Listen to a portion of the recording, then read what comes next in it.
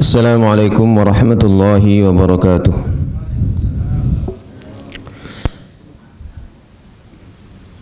Innal hamdalillah nahmaduhu wa nasta'inuhu wa nastaghfiruh wa natubu ilaihi wa nastahdi wa na'udzu billahi min shururi anfusina wa min sayyiati a'malina. Man yahdihillahu fala mudilla lahu wa may yudlil fala hadiyalah. Alhamdulillah ala fitratil Islam wa ala kalimatil ikhlas wa ala dini nabiyyina Muhammadin sallallahu alaihi wasallam wa ala millati abina Ibrahim hanifan wa ma kana minal musyrikin. Allahumma bika asbahna wa bika amsayna wa bika nahya wa bika namutu wa ilaikan nusyur. Asyhadu an la ilaha illallah wahdahu la syarika lah wa asyhadu anna Muhammadan abduhu wa rasuluh. Allahumma salli ala Muhammad wa ala ali Muhammad kama sallaita ala ali Ibrahim innaka Hamidum Majid. Wa barik ala Muhammad wa ala ali Muhammad kama barakta ala ali Ibrahim innaka Hamidum Majid. Wa sallim tasliman katsira amma ba'd. Ma'asyiral muslimin wal muslimat, hadirin wal hadirat rahimani wa rahimakumullah. Alhamdulillah, pada kesempatan pagi hari ini marilah kita tidak lupa untuk menambah rasa syukur kita kepada Allah Subhanahu wa taala dengan hati, lisan dan perbuatan kita, karena sampai detik ini Allah Subhanahu wa taala memberikan taufik hidayah serta ma'unah dan juga nikmat-nikmatnya sehingga kita kembali dikumpulkan oleh Allah Subhanahu wa taala di majelis yang mudah-mudahan senantiasa Allah berkahi, di tempat yang sama-sama kita cintai ini, salah satu rumah di antara rumah-rumah Allah untuk berkumpul mendengarkan firman-firman-Nya dan juga sabda-sabda Nabi-Nya. Mudah-mudahan majelis kita menjadi majelis yang nama-nama kita disebut oleh para malaikat yang mulia di sisi Allah Subhanahu wa taala dan membawa kebaikan bagi kita di dunia, lebih-lebih kelak di akhirat. Amin ya rabbal alamin.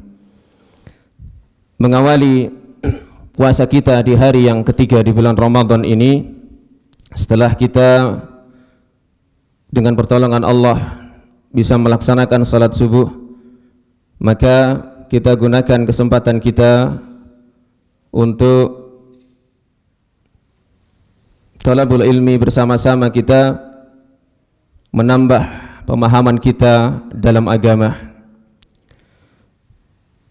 Judul materi kita secara berseri nanti adalah wiqayatul insan minasyaiton. Terjemahan bebasnya membentengi diri dari setan. Bagi hari ini adalah bagian yang pertama.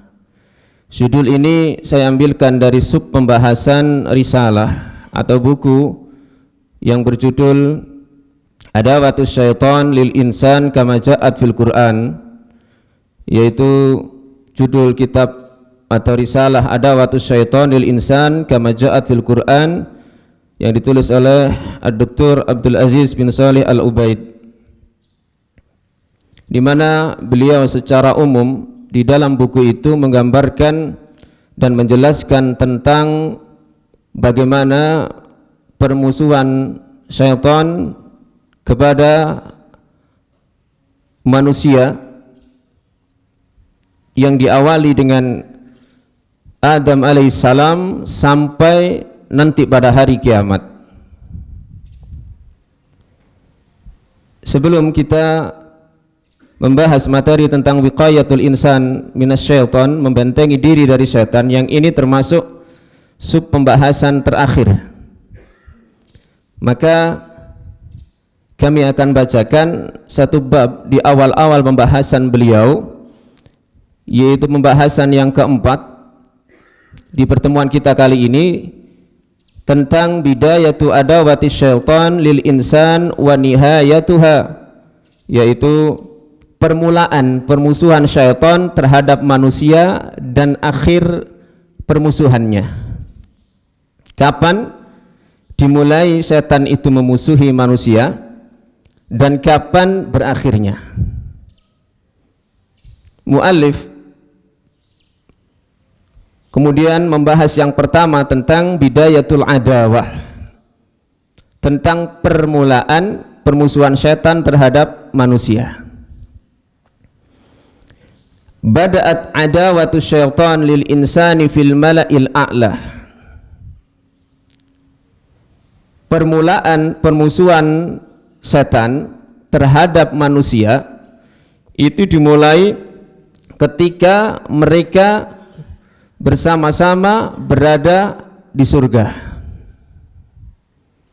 Wadzalika fi qadiyatain, dan itu ada pada dua hal.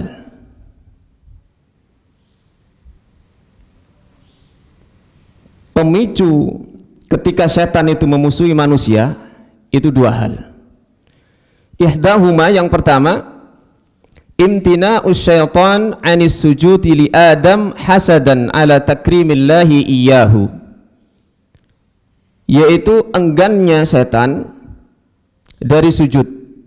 Kita tahu bahwasanya Allah Subhanahu wa ta'ala menciptakan dua makhluk yang memiliki tugas dan hikmah yang sama, yaitu bangsa jin dan manusia.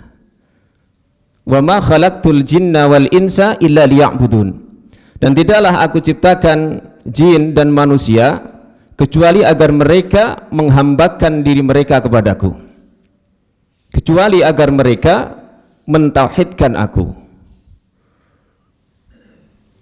Ada dua bangsa yang Allah ciptakan, yaitu bangsa jin dan manusia. Sehingga dari bangsa jin ini ada turunan yang nanti disebut dengan iblis, yang merupakan bagian dari bangsa jin, bahkan pemimpin mereka. Kemudian di antara mereka memiliki sifat yang jelek yang disebut dengan syaitan. Syaitan itu adalah sifat yang berasal dari kata syatona, yang artinya ba'uda, jauh dari rahmat Allah. Kana minal jinni, iblis adalah bagian dari bangsa jin. Nah, bangsa jin yang jelek sifatnya disebut syaitan. Dan kita ketahui jin ini Allah ciptakan dari api. Manusia, kata Nabi, sebagaimana kita ketahui, yaitu dari tanah. Ketika Allah Subhanahu wa ta'ala memerintahkan seluruh penghuni langit untuk sujud kepada Adam alaihissalam ala takrimillahi iyyahu, karena memang Allah Subhanahu wa ta'ala memuliakan Adam. Wadzalika annal malaikata sajadu, dan itu bahwasanya para malaikat mereka semuanya tunduk terhadap perintah Allah, sehingga mereka bersujud kepada Adam alaihissalam. Illa iblis, kecuali iblis yang merupakan bagian dari bangsa jin itu. Fa innahu imtana'a 'ani sujudi ma'a qudratihi alaih, karena ia enggan, tidak mau sujud walaupun dia mampu melaksanakannya. Iblis yang merupakan salah satu bangsa jin ini, nama awalnya adalah Azazil. Azazil adalah bahasa Ibrani yang artinya makhluk Allah yang perkasa. Il itu Allah. Sebagaimana sebagian nama malaikat juga berakhiran il. Jibril atau Jibril, Israfil, Mikail. Il itu adalah Allah artinya. Nah, iblis ini sebelum mendapatkan julukan iblis yang artinya juga sama jauh dari rahmat Allah, ini namanya adalah Azazil. Para ulama menyebutkan kenapa atau apa asal muasal disebut Azazil. Dan Azazil ini adalah salah satu penghuni surga. Saat itu ketika terjadi pertumpahan darah antar bangsa jin di bumi ini, maka yang berhasil menumpas dan menghentikan pertumpahan darah mereka adalah bangsa jin yang perkasa ini, Azazil ini. Sehingga kemudian Azazil ini sebelum Allah meniupkan ruh kepada jasad Nabi Adam dan Allah perintahkan seluruh penghuni langit untuk sujud karena memuliakan Adam, maka Azazil ini memiliki kedudukan yang mulia, bahkan dihormati para malaikat karena jasanya.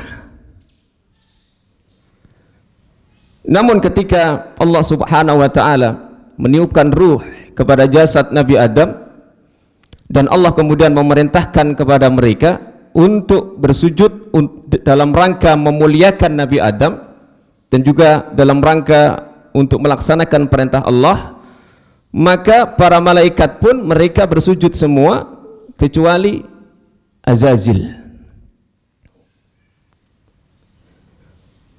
Dia mengatakan, ana khairun minhu khalaqtani min nar wa khalaqtahu min tin.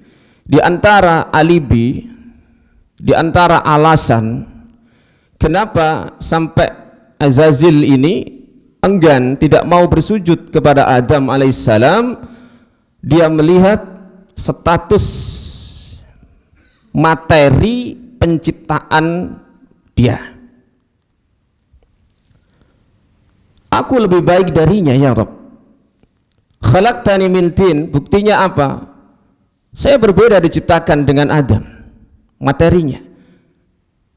Aku engkau ciptakan dari api dan Adam engkau ciptakan dari tanah. Ini logika dari Azazil atau nanti namanya iblis. Pada logika ini ya, jelas tidak benar dari sisi manfaat dan mafsadah antara api dengan tanah, dan ini disebutkan oleh Ibnu Qayyim al-Jauziyah rahimahullah, menyebutkan keunggulan tanah dibandingkan api. Api itu sifatnya merusak, sementara tanah sifatnya membangun. Api itu tidak pernah tunduk, tidak ada api itu kemudian kayak tanah yang ketika jatuh itu jatuh ke bawah ya. Api itu kemudian langsung ke bawah, tidak pernah, selalu ke atas. Jadi merasa tinggi ya, sehingga tidak bisa tunduk. Itu salah satunya disebutkan oleh Ibnu Qayyim.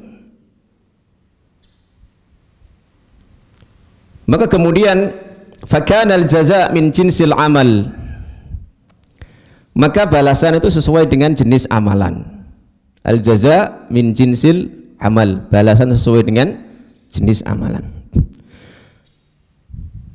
Wa anna takabburahu sababu hubutihi wa isgharihi, dan bahwasanya takabburnya iblis ini, kesombongan dia ini adalah sebab turunnya dia dan kehinaan dia. Li'anna Allah la yarda an yunazi'a fi kibriyaihi, an yunazi'a fi kibriyaihi. Kenapa? Karena Allah tidak ridha kalau sifat takabbur yang menjadi hak prerogatifnya Allah, hak mutlak milik Allah ini kemudian ada yang menanggalkannya. Kesombongan dan juga keangkuhan itu adalah selendangnya Allah. Siapa yang memiliki sifat kesombongan dan keangkuhan, berarti dia secara paksa mengambil selendang itu dari Allah Subhanahu wa ta'ala. Dan kita tahu di surga itu Allah mengharamkan siapapun yang masih memiliki hati yang sombong walaupun sebesar biji dzarrah. La yadkhulul jannata man kana fi qalbihi misqalu habbatin min khardalin min kibrin.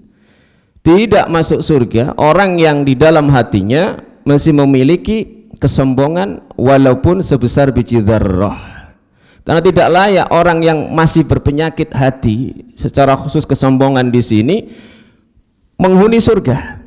Karena surga itu hanya untuk mereka orang-orang yang memiliki hati yang selamat.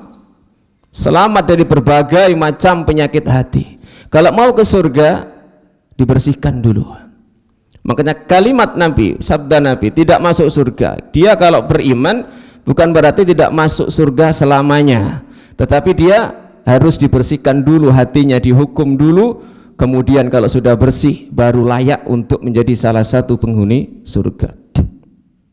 Maka orang-orang yang dahulunya misalnya ada ghil, ada kedengkian, nggak enak dengan temannya, itu kalau di surga sudah Allah cabut. Wanaza'na fi qulubihim min ghillin. Kami akan cabut yang dulunya mereka bermusuhan di dunia, kalau sudah jadi sama-sama penghuni surga tidak ada sudah. Sehingga tidak layak bagi makhluk Allah yang masih memiliki takabur tadi, iblis, untuk menjadi sama-sama penghuni surga. Maka Allah Subhanahu wa taala berfirman, qala fahbit minha fama yakunu laka an tatakabbara fiha fakhruj innaka minas saghirin. Allah berfirman, fahbit minha, maka turunlah darinya, dari surga. Tidak layak bagimu untuk takabur di surga. Keluarlah, sesungguhnya engkau termasuk orang-orang yang hina, orang-orang yang dianggap kecil. Walamma ra'a al-la'in, ketika makhluk Allah yang terlaknat ini melihat bahwa dia sudah terusir dari surga yang kenikmatannya tidak pernah dilihat mata, tidak pernah terdengar telinga, dan tidak pernah terbayangkan hati, anna Adam alaihissalam huwa sababu syaqai, dan menjadi penyebab utama adalah Adam. Gara-gara Adam saya sampai diusir, padahal sebelumnya saya memiliki status yang dihormati oleh para malaikat. Saya orang yang dihormati, kemudian dimuliakan, tapi gara-gara ini, gara-gara si Adam ini, saya menjadi terusir. Fakkara fil intiqami minhu, maka dia berpikir bagaimana membalas dendam. Wastighlal ay fursah tatahayya'u lahu, dan dia berusaha untuk menunggu kesempatan yang bagus supaya bisa sama-sama terusir dari surga. Kok enak gitu ya? Saya yang awalnya dielu-elukan, saya yang awalnya dipuja-puja di surga ini, dihormati, ternyata begitu saja saya diusir gara-gara Adam ini. Maka dia mulai memikirkan bagaimana membalas dendamnya supaya bisa sama-sama terusir dari surga. Maka inilah kemudian terjadi hal yang kedua, waswasatuhu li Adam. Iblis ini kemudian memberikan waswas kepada Adam wa Hawa, dan istri beliau yaitu Hawa, an ya'kula minas syajarah, untuk makan dari buah sebatang pohon, allati nahahumallahu anha, di mana Allah awalnya sudah melarang. Wadzalika anna Allah Ta'ala askana Adam wa zaujatahu al-jannah. Hal tersebut karena Allah telah menempatkan Adam, memberikan tempat tinggal kepada Adam dan istrinya di surga. Wa ahalla lahuma jami'a samariha, dan Allah pun menghalalkan seluruh buah-buahan yang ada di surga, illa syajarah wahidah, kecuali satu pohon saja yang berbuah. Semuanya halal padahal, cuman satu tok, pantangannya cuman satu. Kita kadang banyak hal yang dihalalkan, pantangannya hanya yang haramkan aja beberapa, ternyata ya tergiur juga. Ini Adam di surga, seluruh keinginan, seluruh syahwatnya tersalurkan, terpenuhi, hanya satu pohon saja. Ini pohon tidak disebutkan. Di sini disebutkan kila annaha syajaratul karam. Ada yang mengatakan ini pohon yang namanya karam, ada yang mengatakan hintah. Hintah niku napa? Gandum. Ada yang mengatakan atin, ada yang mengatakan tin. Wala yujadu dalilun ala nau'iha. Tapi tidak disebutkan dalil secara sharih itu pohon apa. Loh, katanya pohon khuldi. Wah, itu yang apa namanya? Merek dagangnya itu merek dagangnya iblis itu. Buah khuldi itu. Karena memang disebutkan itu sajaratul khuldi allati la yabla. Pohon keabadian yang tidak hancur. Makanya benar-benar Adam dan Hawa ini tergoda. Bagaimanapun bisa menikmati segala hal di surga, kalau tidak abadi tidak ada gunanya. Kalau ada saatnya habis tidak ada gunanya. Logikanya begitu, iblis itu. Cuman mungkin kita akan berpikir, ya apa ya carane iblis iso mlebu swarga maneh padahal kan sebelum sudah terusir. Nah, ini mesti mikir ini. Kalau mikir ini berarti ada bakat ilmuwan ya. Makanya ada seorang kiai itu yang nek ndelok santri ini ahli wirid gak seneng. Gak prospek arek iki. Gak prospek. Tapi kalau baca kitab, mikir ya bahas fikih, bahas macam-macam itu prospek dijak mikir jadi ilmuwan ya. Tapi nek senengane wiritan wis jarno lah gak prospek.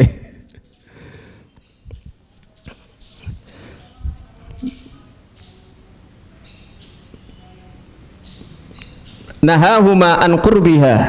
Allah melarang mendekatinya. Pertama jelas Allah itu pasti melarang mendekati, tidak langsung melakukan atau kalau pohon ini memakan buahnya. Oh cedek-cedek di zina saja disuruh untuk tidak mendekati dulu. Wala taqrabuz zina. Jangan kamu dekati zina. Lu nyedek-idok gak oleh. Apa maneh nglakoni maksudnya ngoten. Sama seperti kita ini. Silakan tidur tapi nggak boleh ngantuk. Oleh turu tapi nggak boleh ngantuk ya. Wa akhadha nahuma an qurbiha wa akhdhi syai'in minha ibtila'an wa imtihanan. Mengambil sesuatu darinya dalam rangka untuk menguji. Walamma 'alima syaitanu bidzalika istaghala hadhihi al-fursah wa bada'a yuwaswisu lahumā wa yuwiyahuma bil akli minas syajarati. Maka melihat seperti ini, maka iblis tadi berusaha bagaimana untuk mengambil kesempatan dan mulai untuk menimbulkan was-was dalam hati Adam dan Hawa agar keduanya tertipu dan memakan buah dari pohon tersebut. Lima fi dzalika min maksiatillah, karena termasuk di antara maksiat kepada Allah. Fayatihima marratan bil wa'di bil khulud. Nah, cara iblis ini untuk menggoda Adam yang ada di surga sementara sudah keluar dan diusir oleh Allah, ini para ulama tafsir beda pendapat. Ibnu Mas'ud ini mengatakan bahwasanya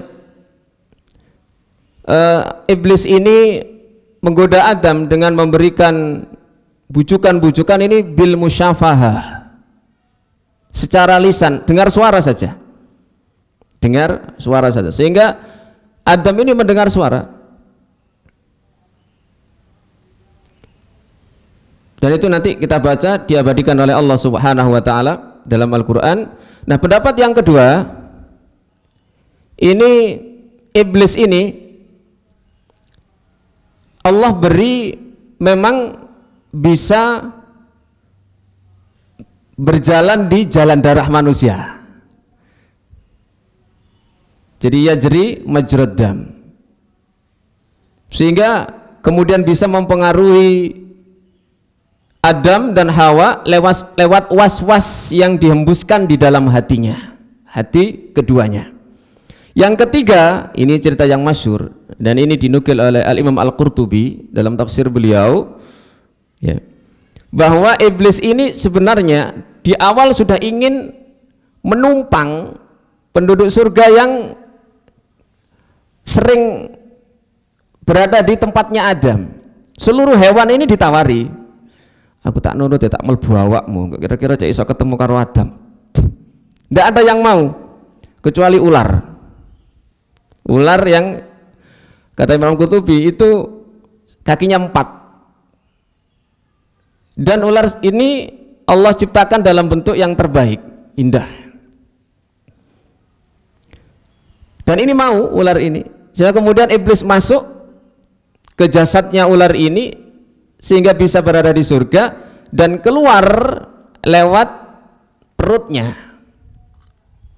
Sehingga kata Imam Qurtubi, akhirnya ular ini menjadi penyebab masuknya iblis kembali ke surga untuk memberikan was-was kepada Adam dan Hawa, dan ini menjadi permusuhan manusia sampai anak turunnya, sehingga kita diperintahkan untuk membunuh apa?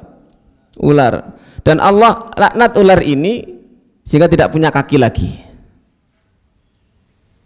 Wallahu a'lam bishawab. Sebagian besar para ulama menguatkan pendapat Ibnu Mas'ud tadi yang pertama, bil musyafahah, hanya dengar suara saja. Wallahu a'lam. Nah, salah satu di antara cara iblis untuk menggoda Adam sampai Adam dan Hawa ini berhasil digoda, bukan sekedar mendekati pohon itu sehingga sampai memakan buahnya, Allah sebutkan dalam surat Al-A'raf ayat 21.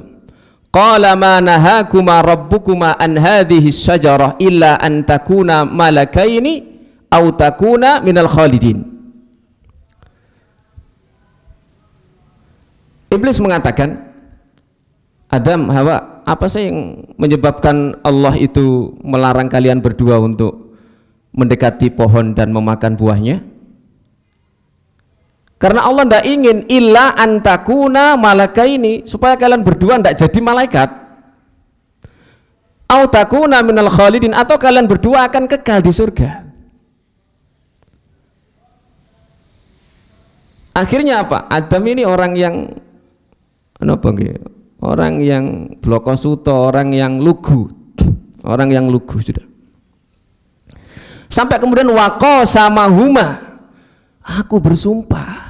Jadi iblis ini bersumpah kepada Nabi Adam, innilakuma laminan nasihin, saya ini termasuk orang-orang yang memberi nasihat kalian berdua dengan tulus. Nasoha itu artinya tulus, makanya ad-dinu an nasihah, liman lillah, untuk Allah, berbuat tulus. Maka orang yang memberi nasihat itu ya harus tulus, menginginkan yang diberi nasihat itu menjadi lebih baik. Temen dama guys, wah gitu ya bahasanya, kalau tak begitu. Nah, Adam orangnya lugu, tidak mungkin lah orang kalau bersumpah dengan nama Allah kemudian goroh, berdusta, ini asli gitu menanan. Para ulama menyebutkan bahwa bukan Adam yang yang awal digoda, karena iblis tahu Adam orangnya, kalau laki-laki itu kan lebih kokoh pendiriannya ya.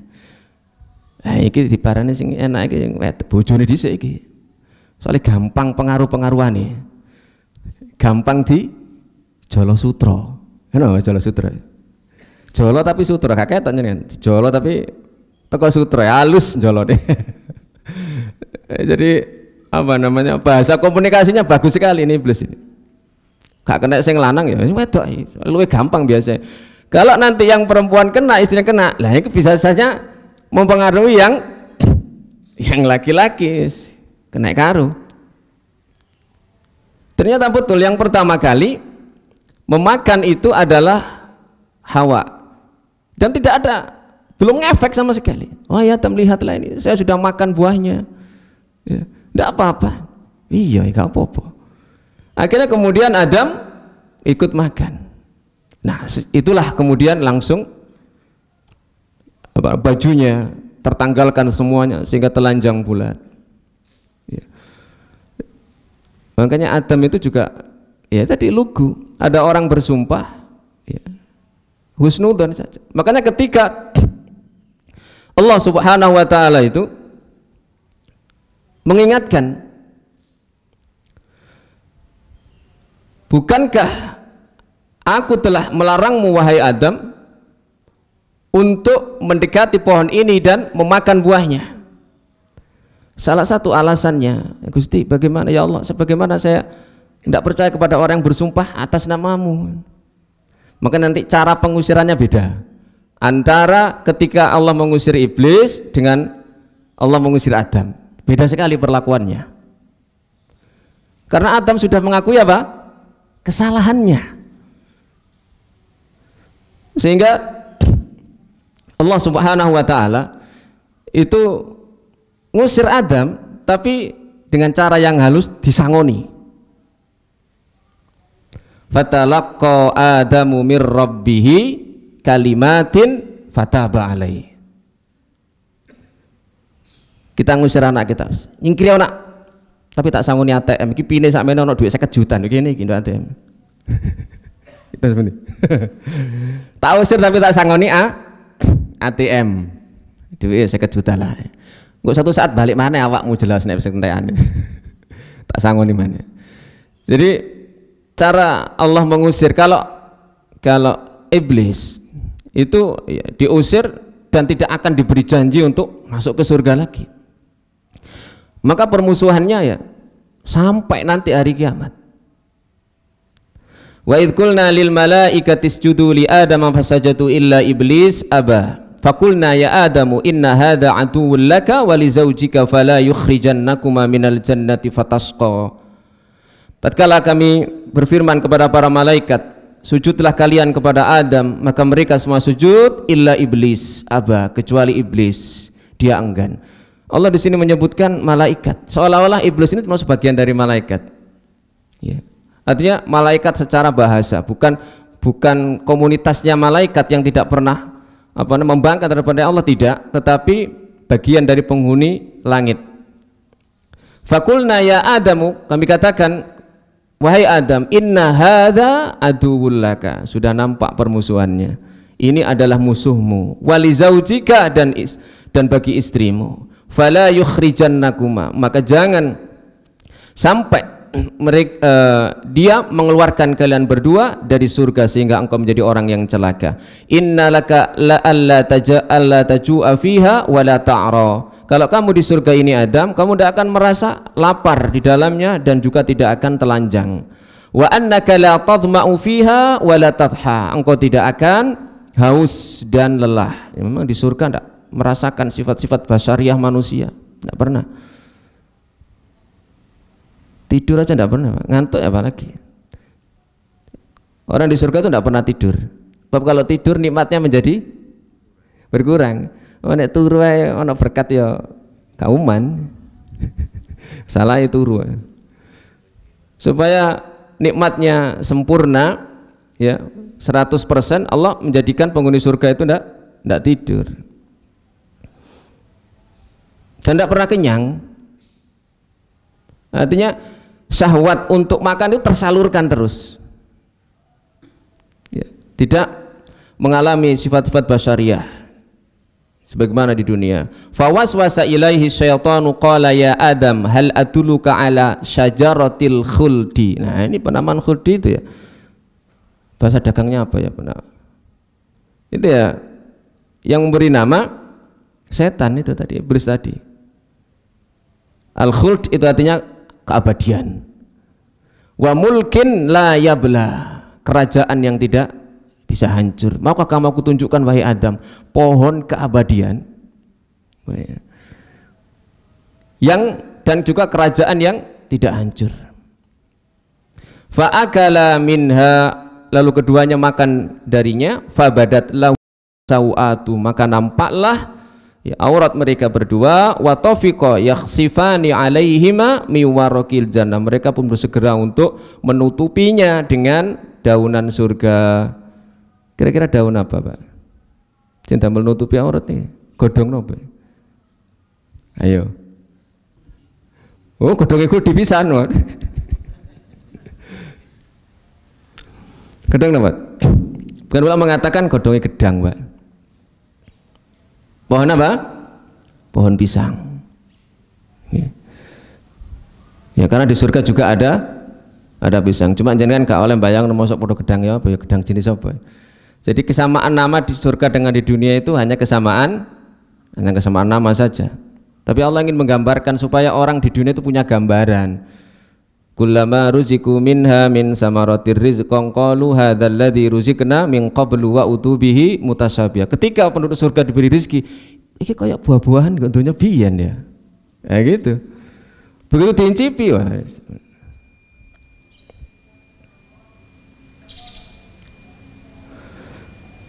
Summa jtabahu rabbuhu, wah ini fataba alaihi wahada. Kemudian Allah memilihnya dan menerima taubatnya dan memberi hidayah.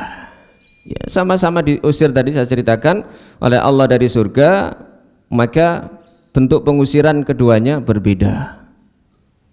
Qala bita minha jami'a ba'dukum li ba'din aduun.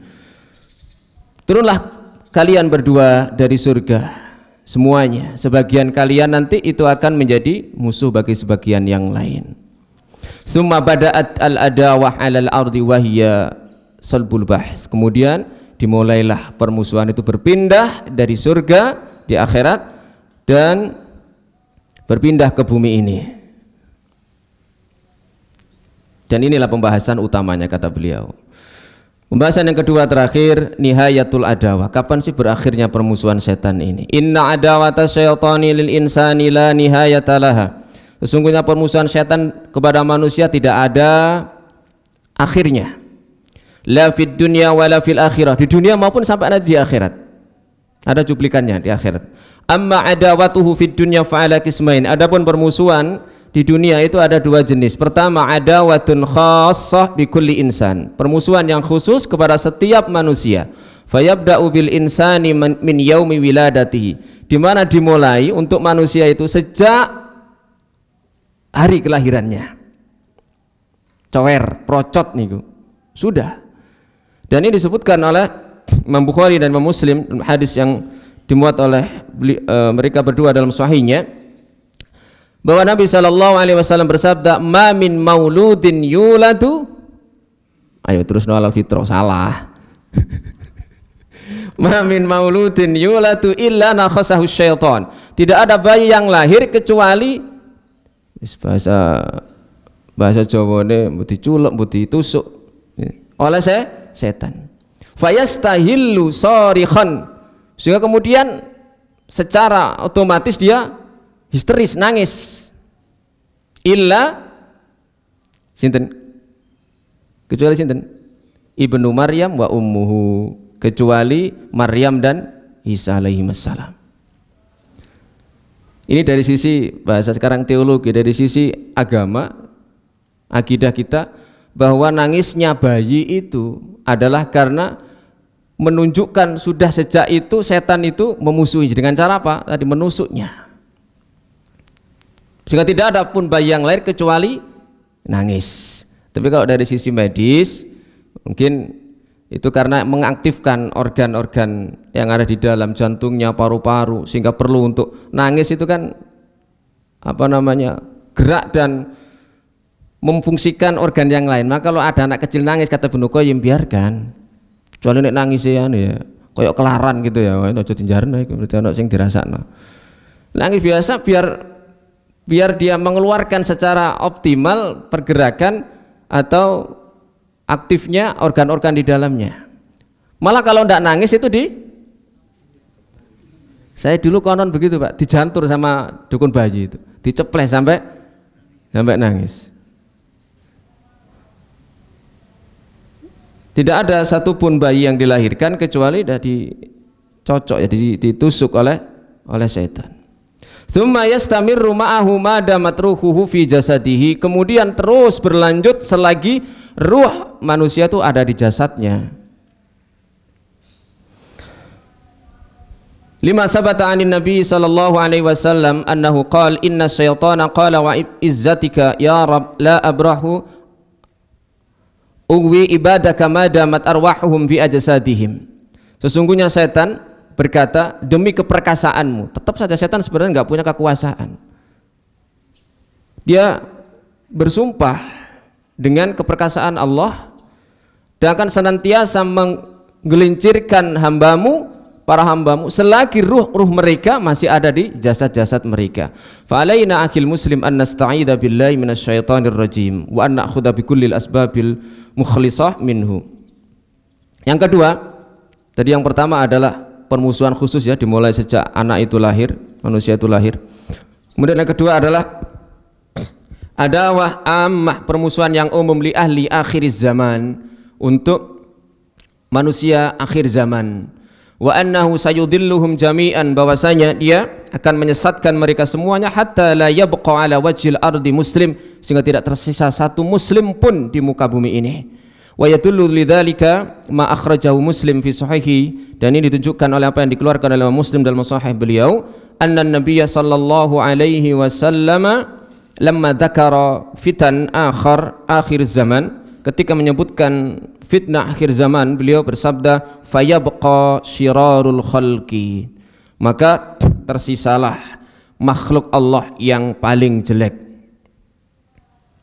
Fi khifatit tayr wa ahlamis siba la ya'rifuna ma'rufan wa la yunkiruna munkaran, dalam sayap burung dan juga hati hewan buas, mereka tidak mengenal ma'ruf yang baik dan juga tidak mengingkari yang mungkar.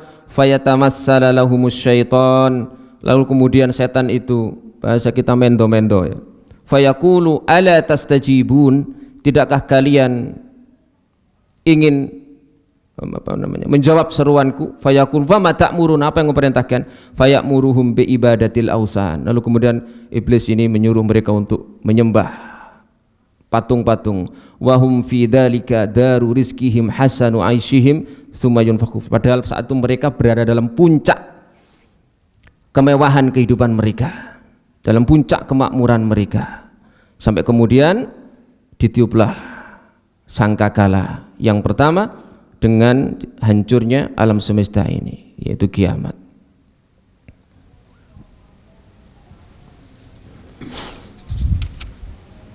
Masih ada beberapa menit untuk kita sambung nanti dengan sholat isyraq. Hikmah dari abadinya permusuhan setan terhadap manusia ini,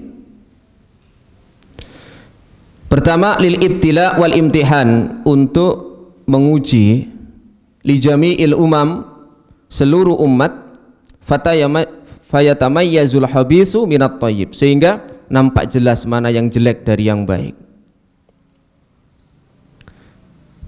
Falau amatahu lan tafahadal gharad, seandainya Allah mematikannya, maka tidak ada tujuan ini.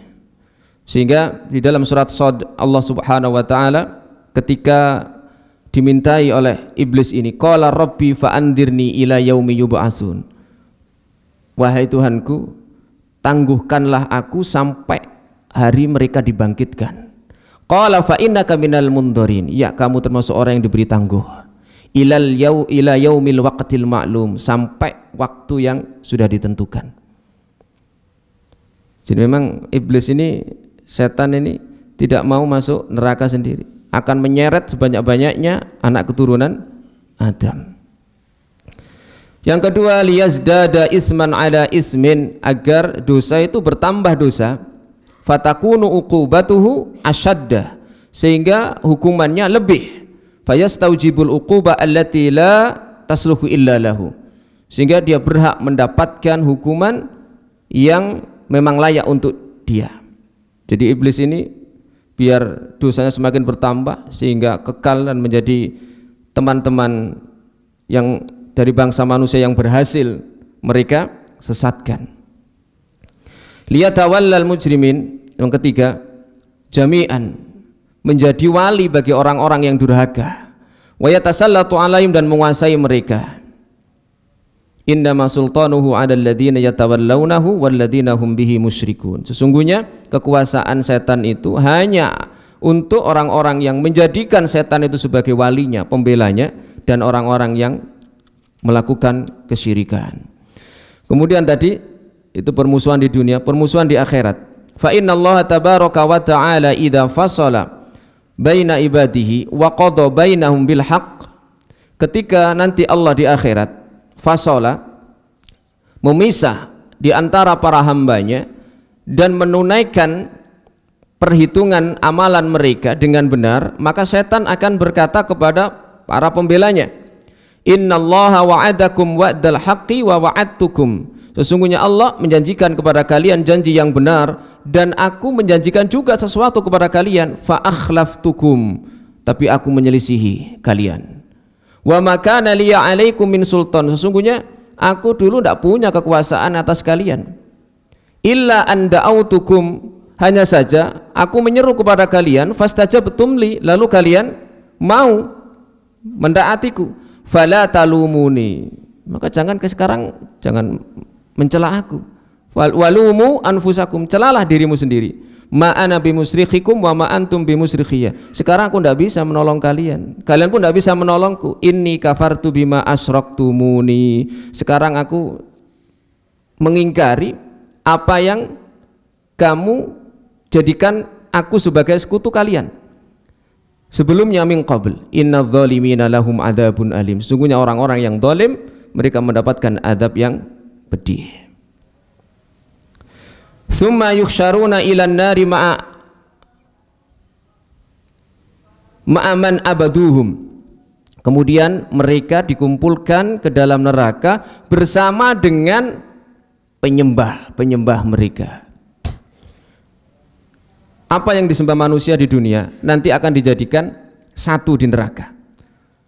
Orang-orang yang menyembah matahari, idzas syamsu kuwirat, ketika matahari itu digulung kemudian dipadamkan cahayanya atau dilemparkan ke neraka, itu nanti juga menemani siapa mereka yang menjadi penyembah matahari.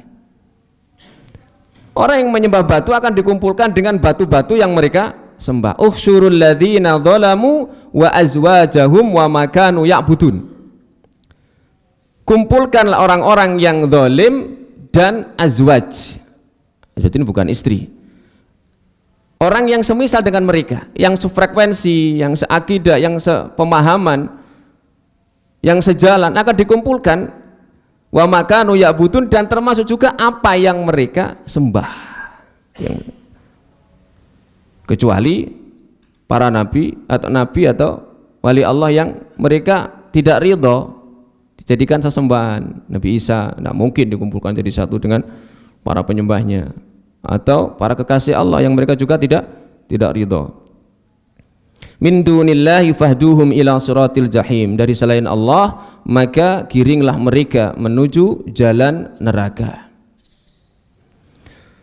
Fahadhihi nihayatus syaitan wa man ata'ahu, dan ini adalah akhir dari permusuhan setan dan orang-orang yang mentaatinya. Innal mujrimina fi adabi jahannam, ini adalah akhir setan, akhir cerita setan dan orang-orang yang mentaatinya, bahwasanya mereka di dalam adab jahannam yang kekal. Fal kuffaru wa ma'buduhumul akbar fi adain daim mustamir wa fi adzabin abadi sarmadiyin wal mu'minuna yanduruna ilaihim dhahikin. Sementara orang-orang yang beriman itu melihat perdebatan antara setan dan para pengikutnya, tapi sama-sama keduanya di neraka, mereka melihat sambil tertawa. Orang-orang beriman. Fal yaumal ladzina amanu minal kuffari yadhakun, pada hari ini orang-orang yang beriman menertawakan orang-orang kafir. Alal araik yandurun, mereka melihat dari dipan-dipan. Hal suwibal kuffaru makanu yaf'alun, orang-orang kafir itu tidaklah diberi kecuali apa yang mereka kerjakan, dibalas oleh Allah Subhanahu wa ta'ala. Orang kafir itu walaupun kufurnya kepada Allah hanya seumuran mereka di dunia 60-70 tahun, kenapa diadab abadi di neraka? Sementara orang yang beriman itu amal solehnya bisa jadi hanya setahun 2 tahun, kalau masuk surga mereka abadi di surga. Kan tidak sebanding ini. Ini orang-orang liberal, masa sih Tuhan itu mengadab pelaku dosa yang hanya 60-70 tahun kok abadi di neraka? Sementara orang beriman itu hanya 1-2 tahun misalnya di akhir hidupnya, sementara kemudian dimasukkan ke surga selamanya. Ya di dunia saja sudah ada. Orang melakukan kriminal nembak tidak sampai 1 menit, hukumannya bisa seumur hidup. Padahal nek diluk tak. Orang beriman itu kalaupun diberi umur 60-70 tahun, dia punya tekad untuk selama hidupnya mengabdikan dirinya kepada Allah, sehingga balasannya ya selama-lamanya di surga.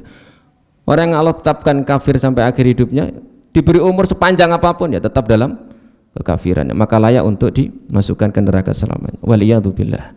Demikian yang dapat kami sampaikan, mudah-mudahan menjadi ilmu yang bermanfaat dalam mukadimah ini. Tutup dengan doa kafaratul majlis. Subhanakallahumma bihamdik, asyhadu an la ilaha illa anta, astaghfiruka wa atubu ilaik. Assalamualaikum warahmatullahi wabarakatuh.